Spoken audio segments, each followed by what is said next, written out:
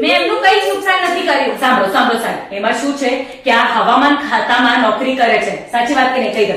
હા. હે મેડમ, તમે હવા ખાવામાં છો? એ હવા ખાવામાં નહીં, હવામાન ખાતામાં નોકરી કરું છું. તો શું એમાં ગુનો છે? અરે નોકરી કરવી એ ગુનો નથી, પણ ખોટી આગાહી કરીને કોઈનું નુકસાન કરાવવું એ તો ગુનો છે કે નહીં? સાચી વાત છે, સાચી વાત છે. આ તો અમે હુલા ખોટી ખોટી આગાહી કરો છો. મેં ક્યાં ખોટી આગાહી કરી? કરી જ હતી ને. 15 દિવસ પહેલા આગાહી કરી હતી કે 2 તારીખે વરસાદ પડશે. મેં ટીવીમાં જોયું હતું, એટલે તું માર્કેટમાં જઈને કિલો બેસન, મેથી, કોથમીર, મરચા બધું લઈ આવી.